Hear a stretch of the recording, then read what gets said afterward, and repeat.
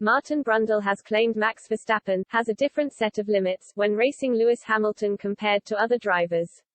Brundle also warned Hamilton had decided to fight fire with fire, which led to the contact at the Brazilian Grand Prix. The two former title rivals came together in the opening stages of the race after both refused to give up space. Verstappen kept his nose to the inside at turn 2 as Hamilton held onto the apex, pushing the pair into each other. Hamilton was briefly thrown into the air while Verstappen was forced to pit for a new front wing, which ended his chances of battling for victory. The FIA blamed Verstappen for the accident, handing the Dutchman a 5-second time penalty. Brundle has suggested Verstappen could have avoided contact. He also pointed the finger at Hamilton for refusing to leave the reigning champion any room.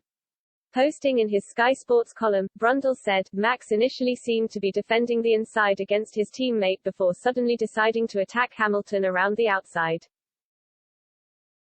Partly ahead, and then partly behind, but having the inside line for turn 2, as the agreement between drivers and race control has been carefully explained to me by a key driver, being that far alongside Lewis and on the inside, Max was entitled to some racing room. I have no doubt that Max has a different set of limits when in combat with Lewis, and Lewis has similarly decided to fight fire with fire. And so inevitably they hit but continued. The stewards said Lewis could have given a little more space, and in my view, Max could have taken even more curb, or indeed lifted off the throttle, but that's not racing. The stewards decided it was predominantly Max's fault and he got a 5-second penalty and a pit stop for a new nose. I thought it was a racing incident."